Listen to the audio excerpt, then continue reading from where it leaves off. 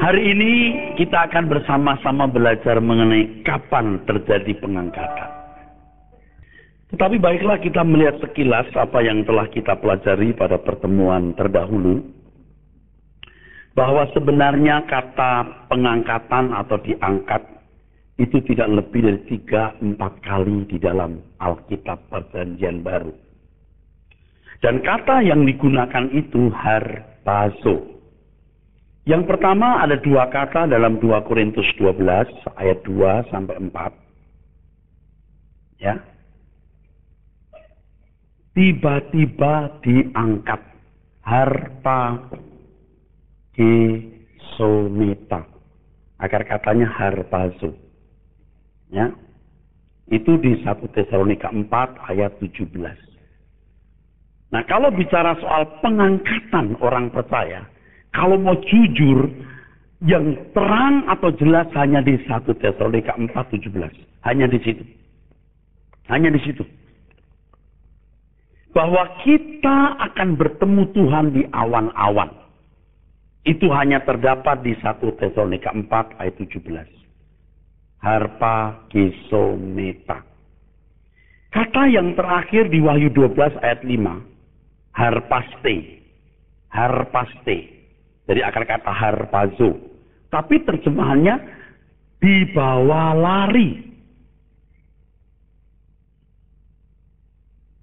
Kok jauh banget ya Pak pengertiannya?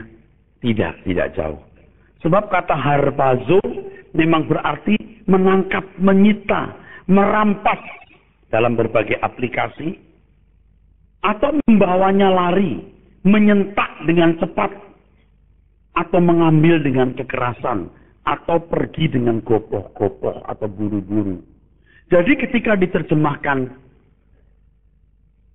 di dalam Wahyu 12 ayat 5 ini dibawa lari, nggak salah juga. Peragaan pengangkatan satu-satunya yang bisa kita lihat itu di Kisah Rasul pasal 1, 9-11. Yaitu ketika Tuhan Yesus naik ke surga. Nah, waktu naik ini, rupanya dibahasakan oleh Wahyu pasal 12 sebagai dibawa lari. Jadi paling banyak hanya 3-4. Ini satu perikop yang 2 ya. Di 1 Korintus tadi, maaf di 2 Korintus 12 ayat 2-4 ya. Di 1 Tesalonika, saudaraku. Lalu di Wahyu. Nah, satu-satunya yang paling jelas berbicara soal pengangkatan itu di 1 Tesalonika pasal 4 ayat 17. Herannya begitu heboh gereja bicara soal pengangkatan. Itu ironi sekali, saudara. Mengapa tema ini bisa menjadi begitu penting dan heboh? Pasti orang tidak menyadari. Mengapa tema ini begitu heboh, saudara? Begitu menonjol di antara pokok-pokok pelajaran atau tema-tema sekitar eskatologi. Ingat, eskatologi, eskaton bicara soal, eskaton artinya terakhir, logia artinya ilmu atau studi mengenai hal-hal terakhir, menunjuk mengenai akhir zaman. Mengapa pengangkatan ini begitu penting? Begitu menghebohkan. Padahal di Alkitab untuk kata ini tidak lebih dari 3-4 kali. Dan hanya satu yang paling jelas, yaitu di 1 Tesalonika tadi, saudaraku sekalian. Kita 1 Tesalonika 4 ayat 17. Hanya itu. Kalau saudara pernah mendengar pengajaran pengangkatan diambil dari Lukas, nanti ada 2 orang di ladang, yang satu yang satu ditinggal, yang satu diangkat atau dibawa. Itu sebenarnya tidak bicara soal pengangkatan. Dan saya masih punya PR untuk menjelaskan maksud ayat itu. Hanya saya minta saudara sabar, jangan buru-buru. Jangankan saudara, saya juga sebenarnya sudah gregetan gitu, gemes mau kasih tahu semua. Makanya kalau bicara soal akhir zaman, saya kadang-kadang agak stres. Waktu bicara mengenai satu pokok, yang ini belum, gitu. Nanti dikira saya itu enak saja mengalaskan satu pandangan di salah satu teks atau dua teks. Sebenarnya enggak. Satu pandangan itu harus dialaskan pada banyak teks dan memiliki kaitan dengan ayat lain, sinergi dengan teks lain. Tidak boleh berdiri sendiri terpisah, tidak boleh. Nah, kalau saudara pernah mendengar khotbah mengenai akhir zaman, bicara soal pengangkatan, lalu mengutip ayat di dalam Injil itu, di bawah itu bukan diangkat, bukan harpazo, tapi lambano. Para lambano, ya. Lambano. Jadi saudara harus tahu.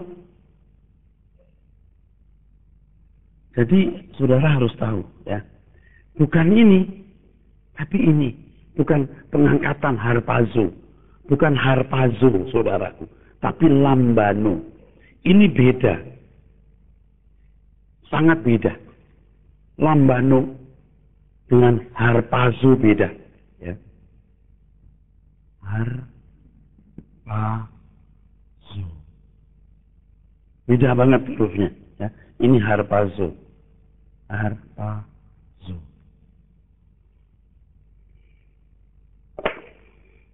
Ini different.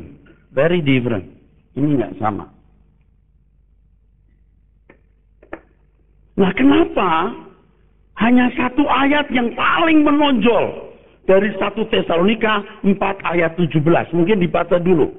Hanya ini satu-satunya ayat yang paling menonjol berbicara mengenai pengangkatan. Tapi mengapa begitu heboh kalau berbicara soal pengangkatan? Saya jawab nanti. Silakan dibaca, Pak.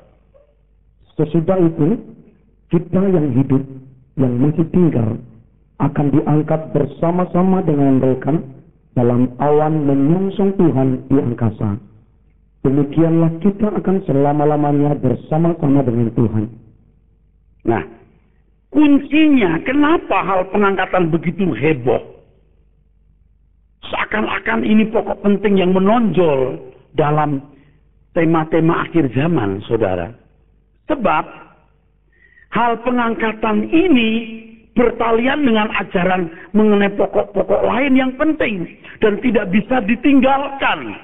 Bicara soal pengangkatan, Anda harus bicara soal antikris.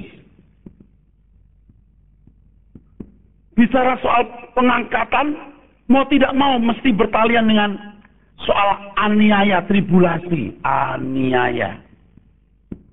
Bicara soal akhir pengangkatan, mau tidak mau mesti bicara soal kerajaan 1000 tahun. Sebenarnya kerajaan 1000 tahun itu ada enggak? Paling tidak, pasti menyangkut ini, saudaraku. Tentu aspek yang lain pasti menyangkut soal tubuh kemuliaan. Sebab yang diangkat itu sudah tubuh kemuliaan. Tetapi itu tidak saya cantumkan dulu. Ini juga pokok-pokok yang sangat penting. Soal aniaya. Soal antikris, soal kerajaan 1000 tahun. Semua ini bersinggungan dengan pengangkatan. Bahkan pengangkatan bisa menjadi simpul dari 3 hal ini. Bisa mengerti maksud saya? Mengerti maksud saya? Di Alkitab itu hanya satu ayat yang paling menonjol soal pengangkatan. 1 Tesalonika 4:17. Tapi mengapa begitu hebohnya orang berbicara soal pengangkatan? Sebab hal pengangkatan bisa menjadi taris, menjadi simpul, menjadi ball joint. Kalau ada 2 besi itu dia di pusat yang ikat 4. Nah itu. Kalau mobil itu yang mengikat di bawah mobil itu. Ini saudara. Ini kalau ada 4 besi gitu mau diikat, ada ikatan sini nih. Apa namanya itu? Ini ini pengangkatan pasti berkaitan dengan antikris, aniaya kerajaan 1000 tahun. Makanya mengapa begitu pentingnya? Karena menjadi simpul dari pokok-pokok penting yang lain juga dalam akhir zaman. Misalnya soal antikris, misalnya soal kerajaan 1000 tahun. Itu bertalian sekali dengan soal pengangkatan. Jadi kalau orang salah memahami antikris, salah memahami hal aniaya atau tribulasi, salah memahami hal kerajaan 1000 tahun, pasti salah memahami pengangkatan. Hal pengangkatan itu harus benar. Kalau hal pengangkatan salah, yang lain pasti meleset juga. Nah, sekarang kita bahas kapan pengangkatan terjadi.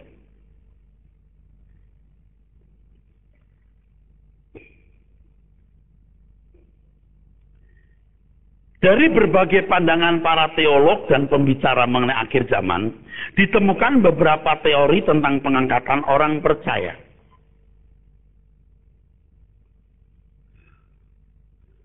Ada pengangkatan terjadi sebelum kerajaan 1000 tahun. Ini kalau ada kerajaan 1000 tahun, saudara. Pengangkatan terjadi sebelum kerajaan 1000 tahun. Jadi ini sebelum 7 tahun pemerintahan antikris. Saya bilang teori, saya bukan penganut teori itu. Kalau ada 7 tahun di sini, jadi sebelum ada aniaya 7 tahun oleh antikris, ada pengangkatan, lalu orang percaya tidak teraniaya. Oke?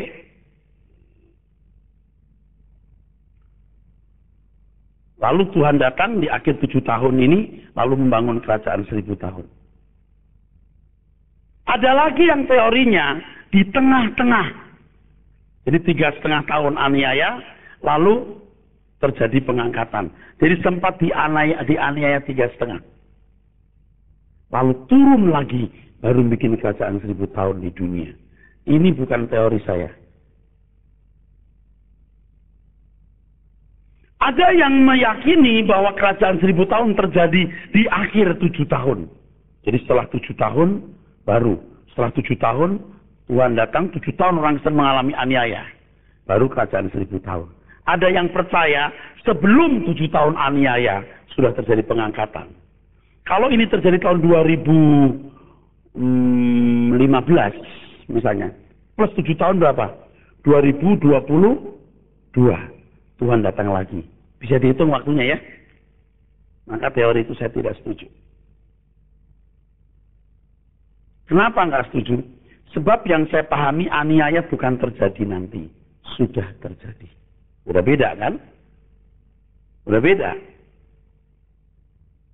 Kalau orang berkata antikris akan datang, kalau saya berkata antikris sudah datang. Jadi beda. Apa dasarnya? Saudara, kalau saya berdiri di sini sebagai seorang teolog dengan kualifikasi seorang doktor, seorang pengajar, bukan mosok, nggak mungkin saya punya pandangan asal kira-kira. Dan kalau saya selama ini ngajar kira-kira, banyak orang pintar nggak jadi robot, atau saudara nggak pintar juga nggak jadi robot.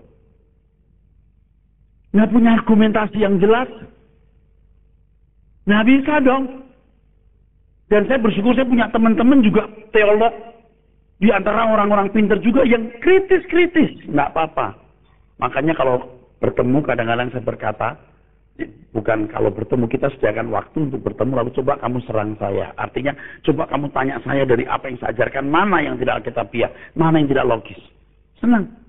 Ayo kita selesaikan salah jantan. Jadi sebelum 7 tahun aniaya sudah ada pengangkatan, 7 tahun berikutnya Tuhan datang. Ada yang di tengah-tengah aniaya, sudah 3,5 tahun dianiaya, Tuhan mengangkat 3,5 tahun balik lagi. Nah, dasarnya 3,5 tahun itu karena di Wahyu pasal 12 ayat 5-6 itu dibawa ke padang gurun. Padang gurun itu dianggap sebagai tempat orang Kristen terlindungi. Saya pernah menghadiri satu camp. Bukan camp orang muda, camp orang tua. Camp itu dipimpin seorang pendeta yang cukup dikenal waktu itu. Ya. Waktu itu saya baru selesai, sudah selesai juga di perguruan tinggi saya menjadi staf pengajar, saya diutus datang ke camp itu. Aduh saudara, saya tidur di camp, saya nggak enak bener saudara. Camp kayak kemah. Ya. Untuk mendengar apa yang diajarkan pendeta itu. Karena saya dianggap sebagai bisa mendapat input, saya datang. Mereka punya lagu-lagu saudara, soal 3,5 tahun kita akan dilindungi Tuhan. Di surga kita aman. Gitu, ada lagu-lagu yang dikarang itu begitu. Ya waktu itu kan saya belum secerdas hari ini. Ya saya cuma liatin gitu, maksudnya apa ini. Gitu. Tapi pada waktu itu saya juga mengajarkan lagu saya. Pulihkan aku Tuhan. Gitu. Jadi saya masih ingat peristiwa itu. Jadi 3,5 tahun katanya dipelihara di padang gurun. Padahal kalau bicara soal padang gurun, Alkitab tidak pernah bicara soal tempat yang nyaman. You mesti belajar dari simbol dalam kitab apokaliptik. Padang gurun bukan tempat nyaman. Padang gurun bicara mengenai tempat yang tidak nyaman. Kok dilindungi? Ya di padang gurun dilindungi, walau di padang gurun dilindungi. Dan Anda tahu 3,5 tahun itu bisa menunjuk 350 tahun. Sebab sekitar tahun 30 Tuhan Yesus disalib. Tahun 380 Masehi kekristenan jadi agama negara. Pas 350. Kalau mau mengacu di sini lebih tepat saya. Aniaya hebat zaman Roma, orang Kristen terpelihara. Saya suka nunjukin tahun ini. Nah, pengangkatan mengapa begitu penting? Karena berkaitan dengan apa tadi? Tribulasi, aniaya, antikris, dan kerajaan 1000 tahun. Kita harus tahu kapan pengangkatan itu. Kalau tidak tahu apa itu aniaya, kapan Tuhan menyatakan diri? Apa itu penyataan? Penyataan. Penyataan bukan pernyataan. Tuhan datang itu kapan? Lalu bagaimana? Nah ini nanti kita bahas minggu depan. Paham ya saudara? Penyataan. Akan kita bahas minggu depan. Nah teori-teori ini bukan teori saya. Masih bersama saya saudara? Mungkin gambarnya terlalu rumit ya. Saya bikin agak lebar ya saudara. Kalau ini 7 tahun ya saudara. Bisa muncul di layar yang jelas, tolong. Bisa muncul yang jelas. Ada yang percaya bahwa Tuhan Yesus datang di sini. Di awal, sebelum ini aniaya 7 tahun. Mengangkat, ada pengangkatan maksudnya. Lalu muncul lagi nanti di terakhir sini. Baru kerajaan 1000 tahun.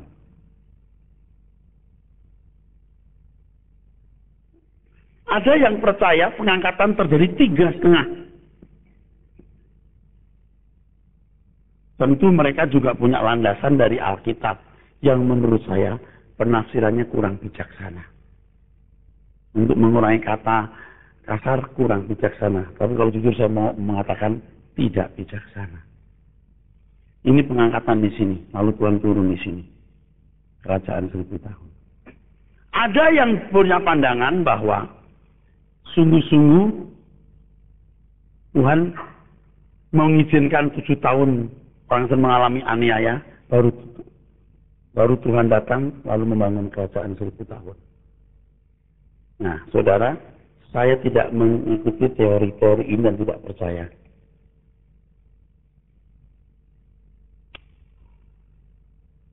Kenapa? Sebab bicara soal antikris, kan banyak orang berkata belum datang. Dikatakan belum datang oleh Tesalonika itu belum datang tahun itu. Tahun waktu Tesalonika ditulis. Itu abad pertama belum ditulis. Kok yakin abad 21 belum? Abad 1 belum muncul. Abad 2 belum muncul. Abad 3 belum muncul. Abad 4 belum muncul. Abad 5 belum muncul. Abad 6? Kita nggak tahu kan? Jangan bilang Belum muncul waktu Tesalonika ditulis. Lalu bicara soal aniaya. Nanti kita akan belajar kalau waktunya cukup, kalau Anda nggak bosan belajar akhir zaman ya. Aniaya itu bisa dibagi menjadi aniaya untuk orang Yahudi, aniayanya Yakub, aniaya untuk orang Kristen. Kalau mau masa tribulasi itu semua manusia ada. Penderitaan di akhir zaman semua manusia akan mengalami. Tapi yang penting ini aniaya untuk Yakub, aniaya untuk orang Kristen.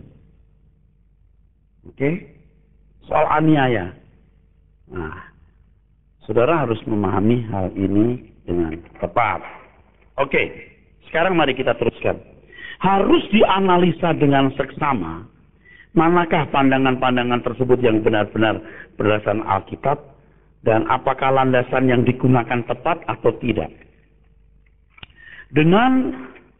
Dengan uraian ini, maka dapat ditarik kesimpulan, kalau pengajaran mengenai antikris, masa aniaya, dan kerajaan 1000 tahun tidak tepat, maka penjelasan mengenai pengangkatan pun juga bisa menjadi tidak tepat. Nah, kapan terjadi pengangkatan? Pengangkatan terjadi pada akhir sejarah manusia. Titik. Kalau buat saya itu harga mati. Pengangkatan terjadi pada akhir sejarah manusia. Pengangkatan menandai berakhirnya sejarah manusia di bumi ini. Sekaligus menandai berakhirnya petualangan Lucifer atau Lucifer yang jatuh atau iblis. Nah, untuk itu kita mesti punya landasan. Tidak boleh tidak punya landasan, saudara. Ya, yuk kita melihat landasan. Mengapa kita meyakini pengangkatan terjadi pada akhir sejarah manusia yang menandai berakhirnya pula petualangan iblis atau Lucifer yang jatuh. Kita kembali ke 1 Tesalonika 4 ayat 17. Alasan pertama. 1 Tesalonika 4 ayat yang ke-17. Mari dibaca. Sesudah itu, kita yang hidup, yang masih tinggal, akan diangkat bersama-sama dengan mereka dalam awan menyongsong Tuhan di angkasa. Ya. Demikianlah kita akan selama-lamanya bersama-sama dengan Tuhan. Dalam 1 Tesalonika 4:17 dikatakan bahwa kita akan bersama-sama dengan Tuhan selama-lamanya. Ini menunjuk kepada pengangkatan yang terakhir. Kalau saya boleh menambahkan kata lagi, satu-satunya pengangkatan. Di mana kita bersama-sama dengan Tuhan di surga. Alkitab tidak menunjukkan bahwa kita akan turun kembali ke bumi. Atau Tuhan mengajak kita kembali ke bumi. Tidak ada. Kalimat bersama-sama dengan Tuhan, pantote sun kurio esometa. So shall we ever be with the Lord. Menunjuk perubahan final di mana orang percaya dipindahkan dari dunia ini ke dalam persekutuan dengan Allah secara sempurna di dalam kerajaannya. Itu alasan pertama. Tentu masih bisa digoyang. Kita lihat alasan kedua. Kembali ke 1 Tesalonika pasal 4 ayat 16-17. Ayat 16 dibaca. Sebab pada waktu tanda diberi, yaitu pada waktu penghulu malaikat berseru dan sangkakala Allah berbunyi, maka Tuhan sendiri akan turun dari sorga, dan mereka yang mati dalam Kristus akan lebih dahulu bangkit. Terus, sesudah itu kita yang hidup, yang masih tinggal, akan diangkat bersama-sama dengan mereka dalam awan menyongsong Tuhan di angkasa. Demikianlah kita akan selama-lamanya bersama-sama dengan. Bunyi sangkakala itu menandai akhir sejarah dunia. Setuju? Saudara belajar Alkitab, ketika bunyi sangkakala terakhir, nanti kita ketemu di beberapa ayat, itu akhir sejarah dunia.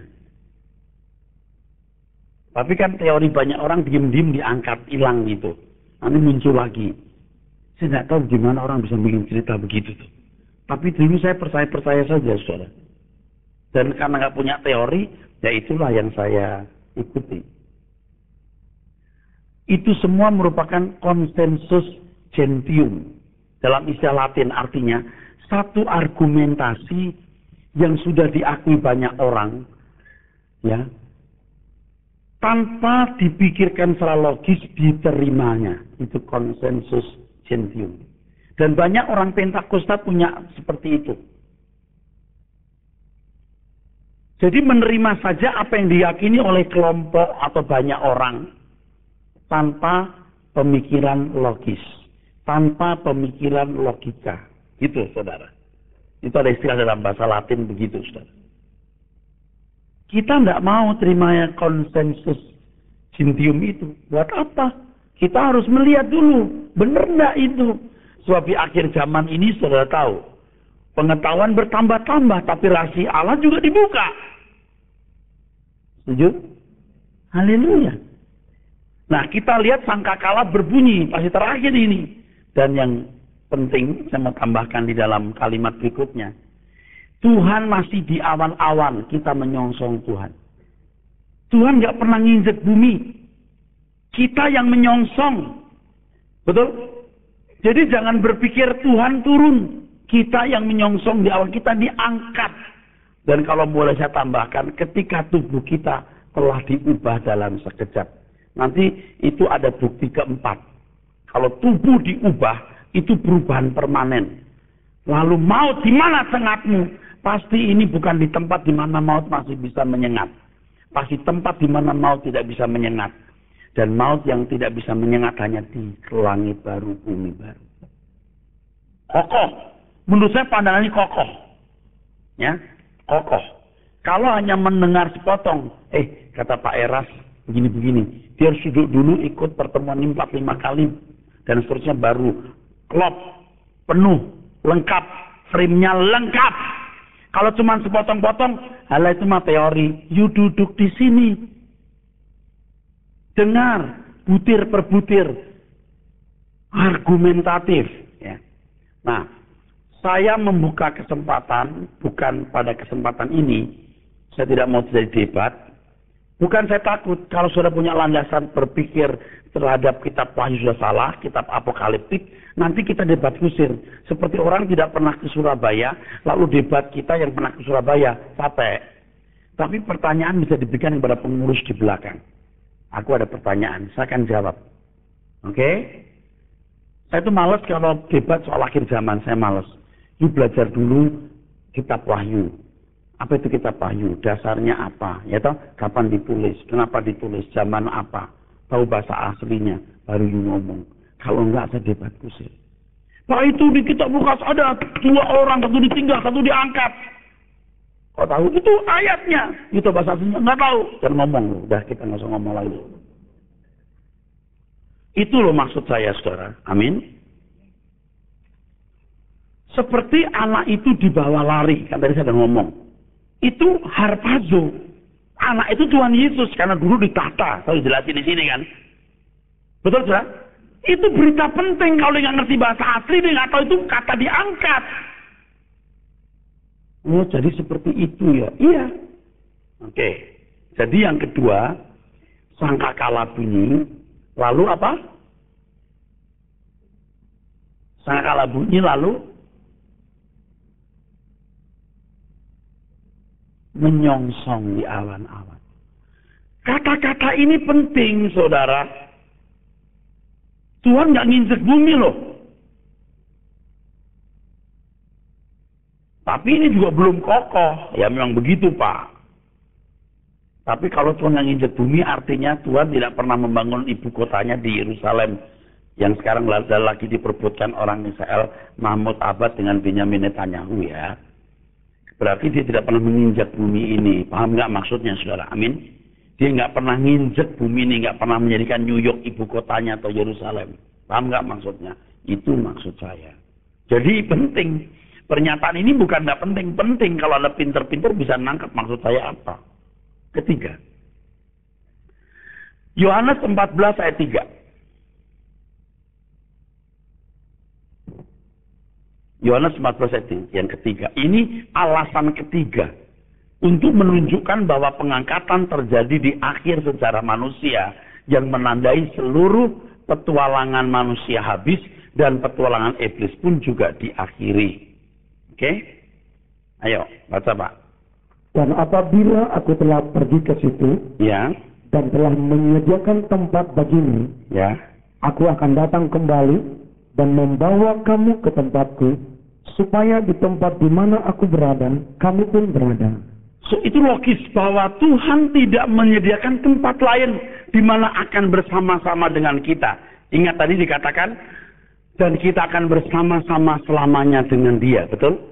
Dan tempatnya itu yang disediakan Tuhan di mana? Di sana, di rumah Bapa, bukan di tempat lain. Pernyataan Tuhan Yesus dalam Yohanes 14:3 menunjukkan bahwa Tuhan mengendaki di mana Dia ada, kita juga ada. Bukan di mana kita ada, Tuhan juga ada. Salah, nggak boleh, terbalik. Aku menjemput supaya di mana aku ada, kamu ada. Kalau Tuhan datang, lalu ada di sini, di mana aku ada, Tuhan ada. Terbalik loh. Argumentasi ini kokoh sekali. Kalau sampai orang membantah, itu orang-orang yang auban aja, saudara. Paham nggak maksudnya? Dan saya heran yang begini juga nggak ditulis di kitab. Ya saya membaca buku-buku akhir zaman dong. Saya nggak boleh nggak baca buku akhir zaman. Saya mesti baca mereka. Apa sih argumentasinya? Cuma saya ngode-ngode kalau marah sendiri aja. Kamu tuh memaksa tafsiran begini karena kamu sudah mendengar sebelumnya. Nggak tepat itu. Dalam Yohanes 14, kalau sudah baca, percakapan terjadi ketika murid-muridnya bertanya, Tuhan, kemana engkau pergi? Betul? Tuhan berkata, kemana aku pergi kamu belum tahu. Atau tidak usah tahu. Belum tahu. Tapi nanti kamu akan tahu. Aku mau di mana aku berada, kamu ada. Ini bicara soal perpindahan yang bersifat permanen. Tadi dikatakan dan selama-lamanya bersama dengan Tuhan. Tidak dikatakan dan tidak ada kesan sama sekali bahwa orang percaya akan turun ke bumi lagi. Tidak ada. Kedatangan Tuhan Yesus yang kedua kali nanti menunjuk suatu awal di mana sejak itu Tuhan Yesus bersama-sama dengan kita secara fisik. Jadi maksud kalimat bersama-sama dengan Tuhan menunjukkan perubahan akhir keberadaan orang percaya dari bumi ini ke tempat Yesus berada. Saya ulangi. Jadi maksud kalimat bersama-sama dengan Tuhan selama-lamanya menunjuk perubahan akhir keberadaan orang percaya dari bumi ini ke tempat Yesus berada. Filipi 1 ayat 23. Kalau suruh pilih, aku pilih diam bersama-sama dengan Kristus. Kata Paulus, aku pilih bersama-sama dengan Kristus. Nanti ada masalah yang rumit lagi. Kalau pengangkatan dibayangkan selama ini, 2 orang, 1 diangkat, 1 ditinggal, itu menyalahi Korintus. Nah, kita akan lihat surat Korintus. Kita diubah dalam sekejap, kita bersama-sama. Itu nyata, bukan hilang-hilangan gitu loh. Duh, capek dah saya. Ngerti maksudnya? Ketika Tuhan datang, kita dirubah dalam sekejap, kita akan bersama-sama dengan Tuhan di surga. Bukan kucing-kucingan atau tak kumpet. Bukan suami bangun-bangun terus, Mam, tuh, Mam, pergi mau pakai daster. Ya ilah jam tangan, ya ampun gigi palsunya ketinggalan. Kalau kakinya pernah dipen, loh kok besi kepennya ada. Bagaimana bisa jalan dia? Tuh, jadi kan gimana saudara? Kucing-kucingan kan? Tidak begitu. Di mana aku ada, kamu ada. Aku pergi menyediakan tempat bagimu, kata Tuhan. Artinya kalau aku pergi, aku menderita. Pikul salib supaya kamu sampai kepada Bapa. Ada jalan keselamatan. 1, 2. Aku pergi menyediakan tempat bagimu. Bukan tidak mungkin seperti Yohanes pasal 1. Dia bersama dengan Allah. Segala sesuatu diciptakan oleh Dia. Dia ciptakan dunia baru di sana. Itu berlebihan, Pak. Bukan nggak mungkin, Pak. 2 kemungkinan ini pasti bisa dua-duanya. Atau salah satu maksud saya. Pasti salah satu kena. Atau dua-duanya. Aku pergi menyediakan tempat bagimu. Ngerti gak kalau ngomong begitu kok? Logikanya murid-murid kan mestinya juga ngerti. Kemana? Belum tahu. Nanti kamu akan tahu. Betul nggak? Percakapan kan begitu tuh. Berarti betul-betul ada arahnya. Maka ketika Tuhan naik pun, Tuhan terbang. Ada arahnya. Jadi tidak salah, tidak lebay. Walaupun bisa menimbulkan kecurigaan. Kalau Tuhan berkata, aku pergi menyediakan tempat bagimu. Artinya, aku ciptakan bumi baru. Itu loh saudara. Beri kemuliaan saudara. Saya sudah ngotot begini, tepuk tangan lebih keras dong.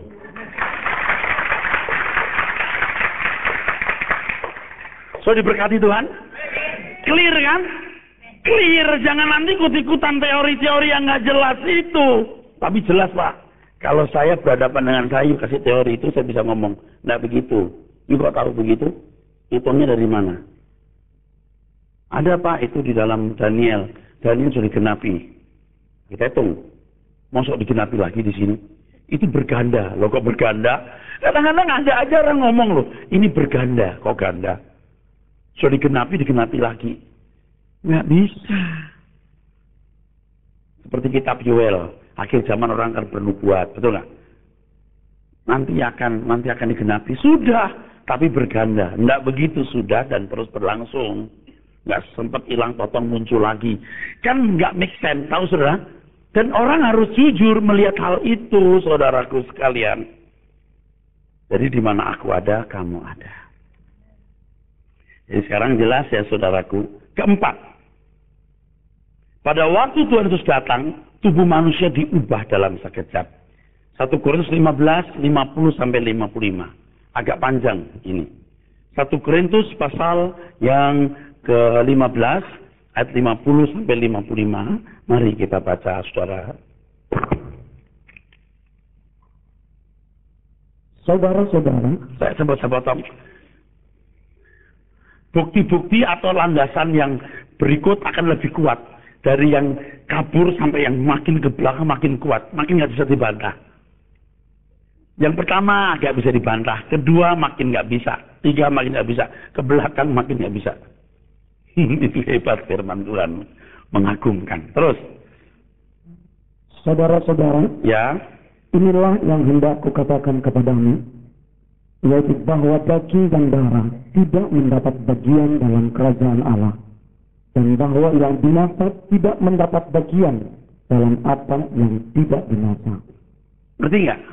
Pasti nggak di bumi, setuju? Amin? Apa artinya penjelasan ini? Kalau tubuh sudah diubah, langsung diangkat, bukan lama-lama di sini. Paham nggak, saudara?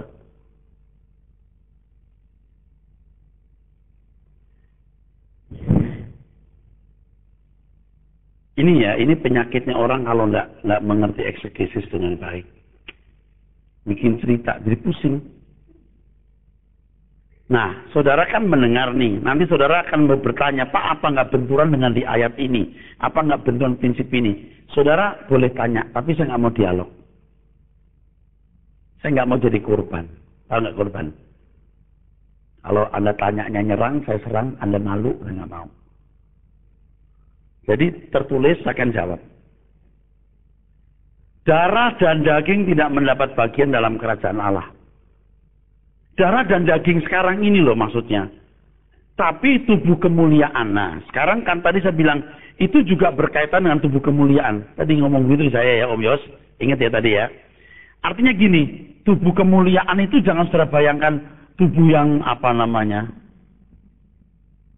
Tubuh yang menyala-nyala kayak itu apa namanya. Binatang kalau menyala-nyala apa? Kunang-kunang. Terus pengen tahu tubuh kemuliaan itu apa? Saya jawab satu kali, mau nggak? Seperti tubuhnya Adam. Itu paling logis. Paling logis tubuh kemuliaan itu seperti tubuhnya Adam. Titik. Yang nggak mengalami kematian. Mulia. Namanya mulia jangan Anda bayangkan sebagai gini. Ditusuk pisau. Nggak luka. Oh enggak. Besok juga luka. Nggak makan, sakit juga. Maka nanti di langit baru bumi baru ada pemerintahan.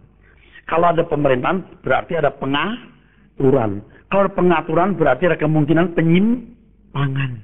Bukan penyimpangan dosa pemberontakan loh. Maka diatur. Sistem tubuh kita kan tetap sama dong. Makan, minum. Betul? Nah, bicara lagi tubuh kemuliaan, kan perlu waktu.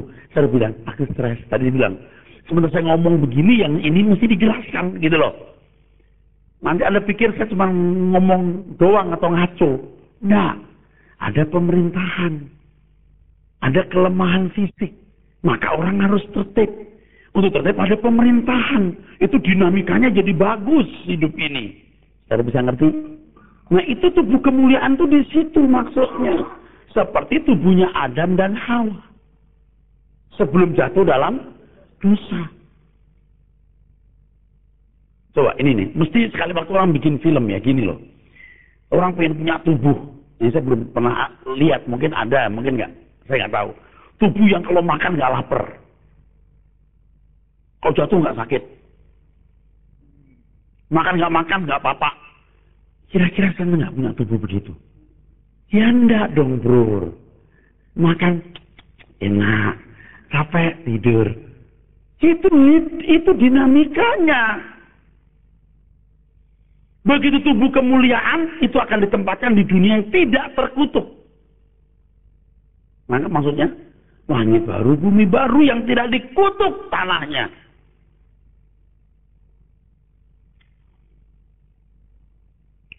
Waktu Adam dan Hawa belum jatuh dalam dosa, ada onak duri nggak bumi?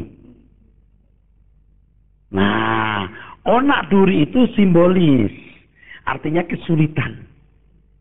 Tapi onak duri fisik ya mestinya ada kan? Pohon-pohon yang ada durinya ada nggak?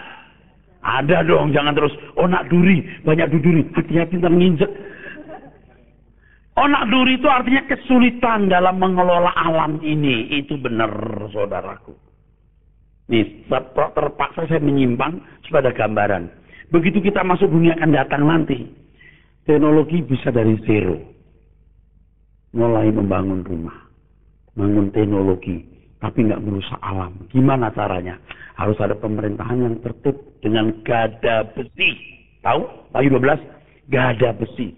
Itu pengaturan yang sempurna, ada dinamika, saudara. Itu tubuh kemuliaan. Kalau suatu tubuh kemuliaan, udah nggak di sini lagi, Pak. Paham? Itu maksudnya kenapa saya ngotot di sini. Tubuh kemuliaan nggak bisa mati, tapi di bumi ini nggak proper. Oke, teruskan. Ayat berikutnya.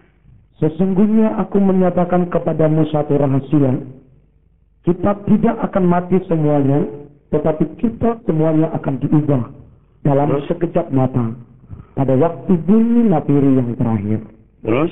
Sebab nafiri akan berbunyi dan orang-orang mati akan dibangkitkan dalam keadaan yang tidak dapat binasa dan kita semua akan diubah.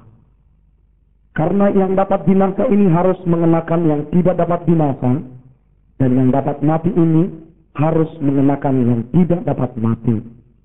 Dan sesudah yang dapat binasa ini mengenakan yang tidak dapat binasa, dan yang dapat mati ini mengenakan yang tidak dapat mati, maka akan genaplah firman Tuhan yang tertulis, maut telah ditelan dalam kemenangan. Hai maut, di manakah kemenanganmu? Hai maut, di manakah sengatmu? Tidak mungkin di bumi dong. Amin. Nggak mungkin dong di bumi ini. Ada Pak, kalau orang Kristen itu nggak mati, tapi orang Muslim bisa mati. Itu juga saya nggak bisa masuk pikiran saya. Saya nggak bisa ngerti. Anda bisa ngerti? Kan ada pandangan yang begitu. Nanti tubuh kita orang percaya diubahkan, tetapi orang-orang yang bukan percaya tubuhnya bisa mati. Kalau kita nggak bisa mati, apa sih yang begitu kok? Kenapa sih mesti mikir yang enggak? Tuhan datang, Tuhan angkat kita dengan tubuh kemuliaan di satu tempat. Coba semua lihat saya. Tuhan Yesus pakai tubuh kemuliaan, amin. Masih makan, amin. Minum, amin. Dia dibawa, amin. Itulah cara yang sama kita akan dibawa ke tempat itu supaya di mana aku ada kata Tuhan, kamu ada. Clear nggak saudara? Clear di sini. Ini banyak orang-orang tua yang udah lama jadi Kristen, yang mendengarkan khotbah soal akhir zaman, stres dia. Waduh, saya bangun bertahun-tahun ambruk hari ini. Ya kalau belum bisa adjust, menyesuaikan diri, pulang dalam damai sejahtera. Oke? Ya, nanti bikin pertanyaan, saya jawab. Bagus kalau pertanyaan, ya, saya jawab. Ya. Masuk akal nggak saya ngomong ini? Oke, saya ulangi. Tuhan Yesus pakai tubuh kemuliaan, makan, minum, lalu diangkat. Seperti itu kita akan punya tubuh kemuliaan, dirubah sekejap, diangkat. Yang lain tinggal di bumi. Saudara tolong ya, tolong dibayangkan. Pada waktu itu kalau sampai Anda nggak bisa diangkat atau nggak diangkat, juga nggak bisa bayar berapapun. Makanya kalau sekarang orang kaya suka berlagu, sok kaya, sok terhormat, cantik, ganteng, lalu sombong. Lu kalau diangkat lu amsyong selamanya di sini. Kok lu berani-beraninya lo sama Tuhan? Hah? Nangkep maksudnya saudara? Sejak saat itu tidak ada lagi maut.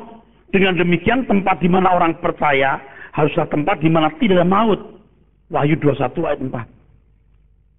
Ini sudah langit baru, bumi baru ini. Ini sudah ada di langit baru, bumi baru ini. Wahyu 21 ayat 4. Wahyu 21 ayat yang keempat. Dan ia akan menghapus segala air mata dari mata mereka. Dan maut tidak akan ada lagi. Tidak akan ada lagi perkabungan atau rata tangis atau duka cita. Tidak ada. Tapi bukan ada kerjaan lalu nyanyi terus. Bukan. Ngerti nggak saudara? Nggak ada rata tangis terus kita tidur bangun tidur. Binatang aja gak begitu, tahu nggak? Aduh saudara, amin. Lu harus lebih sering dengar khotbah saya. Semua logis, make sense. Tapi Alkitabiah. Percaya dah. Surga itu nyata banget loh di mata kita loh saudara. Aduh, bener-bener loh. Indah banget loh saudara. Bukan nggak jelas. Jelas! Seperti Allah menciptakan dunia pertama itu loh. Manusia kerja. Oke, saya ngomong. Seandainya manusia nggak dalam dosa, Adam jadi pokok keselamatan, tahu? Kan yang pertama dia sempurna kan? Semua mencontoh Adam kan? Adam jadi corpus delicti, tahu corpus delicti? Membuktikan iblis salah. Oke, mungkin yang belum tahu saya kasih tahu. Ini mesti nyimbang-nyimbang terus nih. Sampai saya ulang berkali-kali, sampai jadi milikmu. Ya.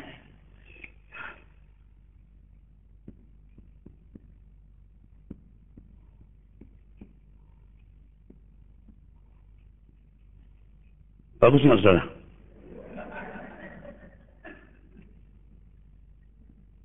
Bagus nggak saudara? Hehehe.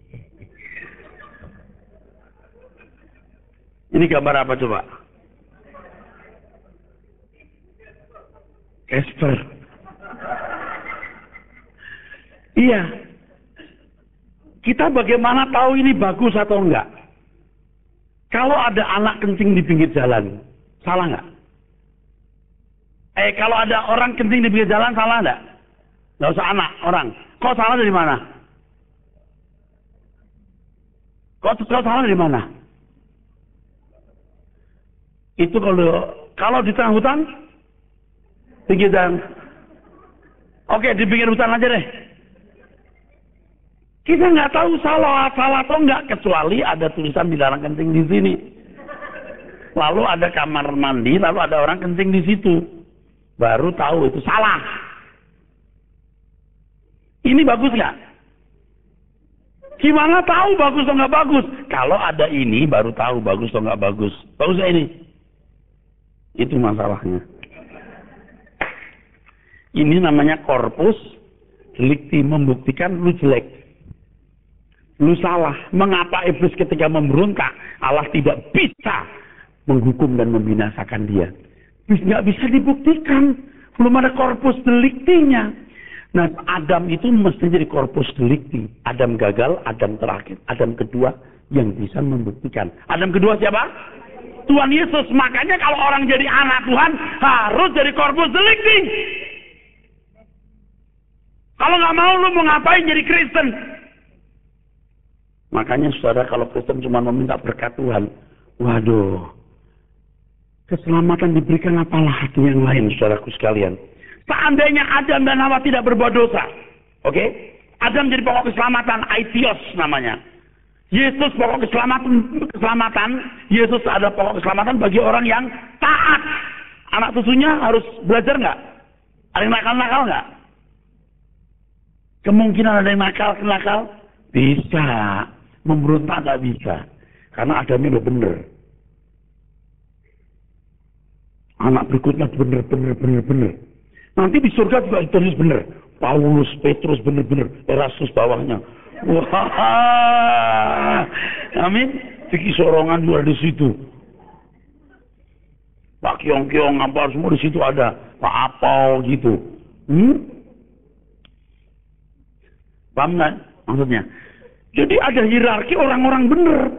Nah bawahnya baru orang-orang yang diperintah diatur.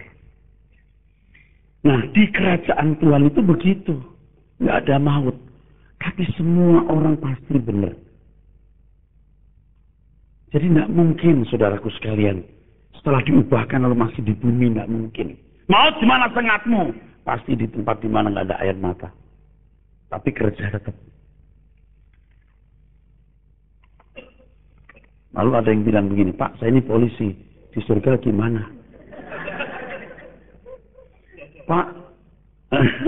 Pak saya ini, itu dia bilang, ada 2 orang. Satu, teman saya dokter kemarin nanya, lalu di sana gimana? Ya bukan nggak mungkin ada orang yang sakit, tapi bukan sakit karena virus. Ada yang bilang begini, Pak saya ini tukang jahit. Mosok di dunia udah dari tukang jahit, di surga gua jadi dari tukang jahit lagi. Capek deh. Bedanya di sini orang jahit bisa nggak bayar, di sana semua bayar. Bu, ada nggak orang yang hobinya jahit? Kalau hobinya jahit, lalu nggak boleh jahit, tersiksa nggak? Makanya di sana ada orang jahit. Oke, jangan ngomong banyak-banyak nanti yang baru datang ke Rehoboth, gua datang ke tempat yang gimana ini? Pak, Bu, Anda yang baru datang, Ibu sedang masih di sini khotbah saya baru nyambung. Ini bukan bercanda. Oke, yang kelima. Ini pasti makin kuat. Tuhan Yesus menegaskan bahwa kerajaannya bukan dari dunia ini. Yohanes 18:36. Kalau bukan dari dunia ini, lalu Tuhan bikin kerajaan di sini, konyol nggak Tuhan? Ya konyol dong. Ayo, silakan dibaca. Yohanes 18:36. Jawab Yesus, kerajaanku bukan dari dunia ini. Jika kerajaanku dari dunia ini, pasti hamba-hambaku telah melawan, supaya aku jangan diserahkan kepada orang Yahudi. Akan tetapi kerajaanku bukan dari sini. Anda masih bisa berkilah gini, iya waktu itu konteksnya Pak, Tuhan Yesus sedang mau dianiaya. Tuhan mengatakan kerajaanku bukan dari dunia ini, artinya surga. Oke, lalu? Ya tapi bukan berarti lalu dia nggak bisa bangun kerajaan di sini. Saya jawab, Yohanes 17 ayat yang ke-16. Tuhan berkata, kamu bukan dari dunia ini. Entar saya ngomong lagi, lebih tegas lagi. Tuhan berkata, kamu bukan dari dunia ini. Kamu dan aku. Sama seperti aku bukan dari dunia ini, orang percaya dikategorikan bukan dari dunia ini. Amin. Lebih tegas lagi. 1 Yohanes 2:15-17. Keinginan daging, keinginan mata, keangkuhan hidup bukan berasal dari Bapa. Orang yang mencintai dunia ini permusuhan dengan Allah. Tidak mungkin Tuhan mengizinkan kita menikmati dunia dan menikmati kenyamanan dari dunia ini. Ini tepuk tangan. Bukan dunia ini, pasti dunia lain. Langit baru bumi, masih mau bandel, nggak mau tahu, awas loh. Tuhan yang bilang loh, kamu bukan dari dunia ini. Percintaan dunia permusuhan dengan Allah. Sekarang Pak nanti boleh. Enggak. Orang yang di dunia ini binasa. Tapi yang melakukan kehendak Allah kekal. Jelas itu saudara. Enggak mungkin Tuhan pelin-pelan. Tuhan mengarahkan orang tidak mencintai dunia ini. Tapi nanti kamu akan memiliki dunia ini. Buat apa? Dunia yang sudah rusak. Dunia yang terkutuk. Dengan kenangan-kenangan pahit, aniaya, dan penderitaan manusia. Bisa kita di sini? Tidak. Semua berlalu, yang baru sudah datang. Amin. Itu maksudnya, saudara. Semua berlalu. Bahkan nama kita pun baru nanti. Artinya identitas yang baru. Wah, soal nama baru itu juga ada penjelasannya loh. Kenapa kasih nama baru? Luar biasa. Aduh, satu kata itu kalau diarti, dipahami dengan benar luar biasa. Masih bersama saya, saudara? Tuhan berkata, kerajaanku bukan dari dunia ini. Anda mungkin berkilah, ya konteksnya waktu itu dia sedang menghadapi serangan dari Pilatus pasca Roma. Oke? Tapi di Yohanes 17 ayat 16, kamu bukan dari dunia ini. Seperti aku bukan dari dunia ini, mereka juga bukan dari dunia ini. Masih pengen dunia ini? Tuhan berkata dalam 1 Yohanes 2, 15, 17, keinginan daging yang mata keangkuhan hidup, bukan dari Bapa. Orang yang mengasihi dunia ini, kasih akan Bapa tidak pada orang itu. Ya sekarang Pak, kita nggak boleh mengasihi dunia, tapi nanti kita boleh menikmati. Nggak bisa dong. Nggak bisa dong. Setuju nggak, saudara? Konyol dong. Konyol. Konyol. Aduh, banyak. Nggak make sense gitu kalau sampai orang berpikir bahwa dia boleh menikmati dunia ini tuh nggak bener. Nah, kalau nanti kita menikmati, Pak, nggak ada.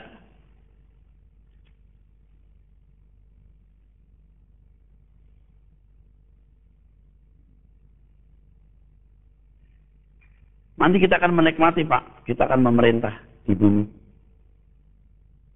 Ini perintah orang-orang berdosa juga yang tidak percaya. Tuhan senang kasih mereka kemakmuran di bumi ini yang memberontak atau pernah memberontak. Tidak. Nggak make sense sekali. Setuju, saudara? Nanti dibantu mikirin. Paham nggak ini? Keenam. Terakhir. Melalui pernyataan Tuhan Yesus sendiri bahwa keadaan pada waktu Yesus datang seperti Sodom dan Gomora, Lukas 17. Nah ini mestinya nggak bisa dibantah ya. Di Lukas 17, saudaraku,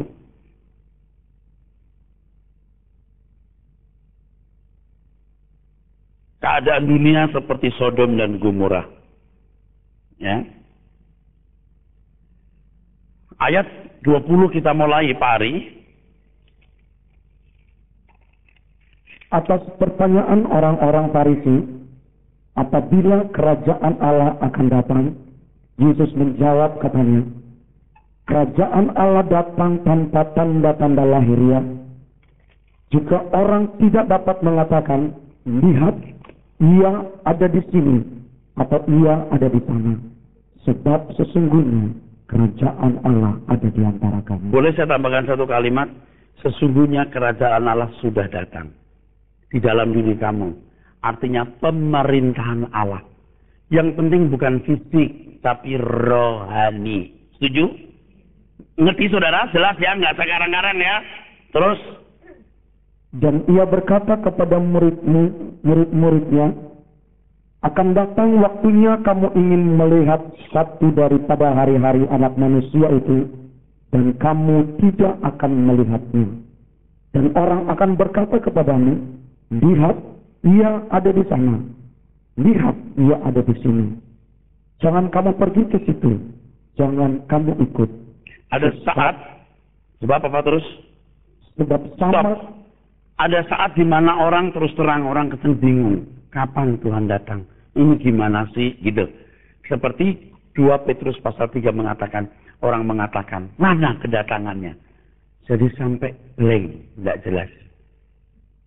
Muncul penyesat dan tidak jelas tanda-tanda lahiriah kapan Tuhan datang, seolah-olah semua hari sama seperti kemarin. Tapi 2 Petrus 3 itu mengatakan, iya, sebab semua dipersiapkan untuk penghukuman di akhir zaman nanti. Terus, sebab sama seperti kilat memancar dari ujung langit yang satu ke ujung langit yang lain, demikian pula lah kelak halnya anak manusia pada hari kedatangannya. Saudara, selama ini kita memahami kecepatan yang paling cepat, kecepatan apa? Apa? Selama ini orang memahami kecepatan paling cepat, kecepatan kilat bicara soal apa? Ya. Kedatangan Tuhan itu tidak bisa diprediksi dan kecepatannya tidak bisa diprediksi. Jadi orang nggak bisa bilang nanti kalau Tuhan mau datang, aku bertobat dulu. Nggak bisa. Jebret, selesai. Paham maksudnya? Tuhan itu cerdas bener, saudara. Kenapa saudara nggak tahu kapan hari kematian saudara? Saudara tahu, saya meninggal tahun 2013. Desember tanggal 3.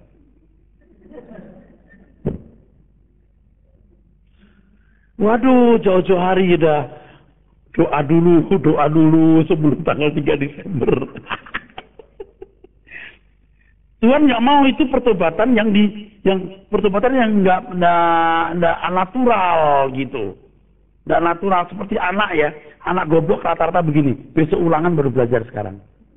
Habis ulangan lupa kabeh. Kalau anak pinter tuh jauh-jauh hari belajar. Lu sekolah bukan mau nilai atau nggak, mau pinter. Sekarang Tuhan Tuhan mau digombali dengan, wah udah mau datang bertobat. Nggak bisa. Tuhan digombali. Pertobatan yang natural, yang sungguh-sungguh jauh-jauh hari, saudara. Sehingga kapan mati nggak masalah. Ngeri, saudara? Ini anak-anak muda ya jangan berpikir begini. Alah om, kita mah belum bertobat nggak apa-apa. Tenang, kita masih jauh matinya om. Tenang om, Belanda masih jauh. Belanda bisa dilihat pakai teropong, tapi kematianmu nggak bisa.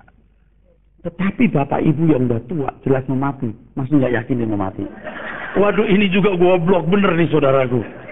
Lu tuh bakal mati, Bu. Pak, umurmu berapa sekarang?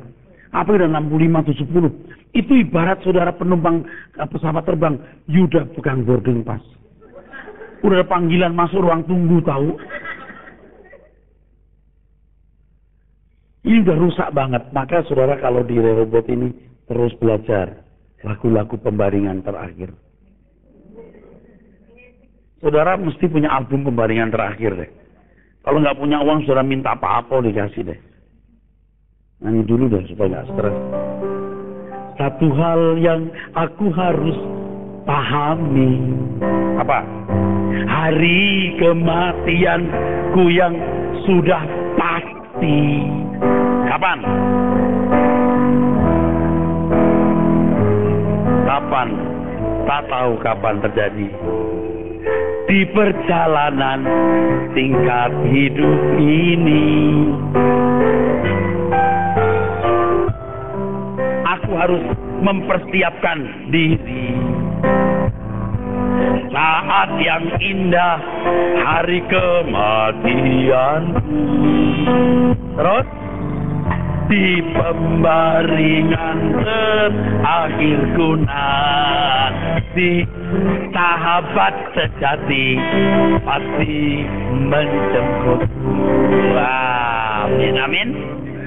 Jadi yang masih takut mati, nggak jelas siapa yang jemput. Anda tahu nggak kalau kita pergi atau anak-anak pergi lalu terpulangnya sama siapa? Nggak tahu nih, saya nggak tahu siapa yang jemput.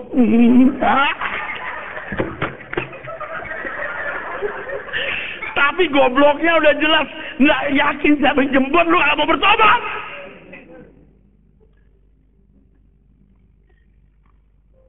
Ini bapak ibu udah jelas umurnya udah suntuk.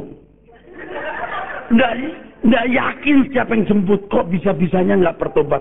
Masih mikir mau beli rumah, beli apartemen. Aduh, rumah, jiwamu aja nggak jelas, lu cari rumah, tubuhmu bakal bangkrut. Ntar lagi lu digulung tanah, ngerti nggak? Mendingan mikir langit baru, bumi baru, LB3. Status BB-nya diganti hari ini. LB3, langit baru, bumi baru. LB3 bukan, lu bodoh-bodoh banget, bukan loh. Langit baru, bumi baru. Teman saya dari Australia bilang, LB3 lu apa sih? Langit baru. Sekarang ikut-ikutan. Lu mesti denger khotbah gua dulu baru terus LB3. Kalau lu gak tahu itu langit baru, LB3 mu tuh lobo. Lu bodoh banget. Lu bodoh, bego banget maksudnya. Bodong bener dah. Sampai di mana tadi jadi nggak jelas sih. Lukas 17, baca lagi. Berikutnya, ayat berikutnya. Ayat 25. Tetapi ia harus menanggung banyak penderitaan dahulu Ya. dan ditolak oleh angkatan ini. Terus. Dan sama seperti terjadi pada zamanmu, demikian pula lah halnya kelak pada hari-hari anak manusia. Ingat nggak pada hari-hari anak manusia sebelum Tuhan datang, suasana seperti Nuh.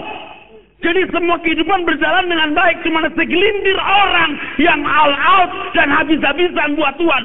Tetapi sebagian besar manusia lain tidak peduli Tuhan. Zaman kita hari ini. Udah, nanti dibaca di rumah soal Sodom Gomora juga begitu. Nggak ada tanda-tanda bakal ada bahaya. Nuh aja dipandang bego. Nuh itu mendapat kasih karunia. Sejak mendapat kasih karunia, sejak dia disuruh Tuhan bikin bahtera, hidupnya habis. Gak sempat dia kemana-mana, bikin bahtera saja. Sampai lalu dia teriak-teriak, ayo masuk bahtera, ini bakal ada banjir. Orang benih. Belum bikin lagi, besok lagi. Bener Tuhan yang ngomong sama Zul. Nanti kalau ada banjir jadi gimana? Hah?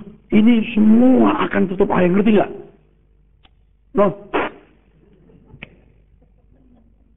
Nggak yakin, jebret banjir datang. Udah nggak bisa bertobat. Mungkin nggak langsung banjir, mungkin hujan gerimis dulu.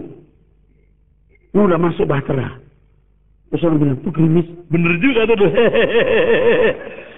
Masih ngeledek tuh. Hujan besar, jebret. Hujan besar, alah segede-gedenya hujan. Ya. Kan ekosistemnya masih bagus, nggak pernah ada banjir, masuk ada banjir lagi. Oh banjir di sini kita naik gunung tinggi-tinggi, tenang aja. Ayo judi lagi, mabuk lagi. Udah hujan besar, air mulai naik. Alah tenang, kita masih bisa akses. Paling banjir seberapa? Yuk kita naik meja bareng-bareng. Judi lagi, mabuk lagi. Udah sampai meja, alah paling meja kita ke atap, rame-rame ke atap. Mabuk lagi. Sampai habis.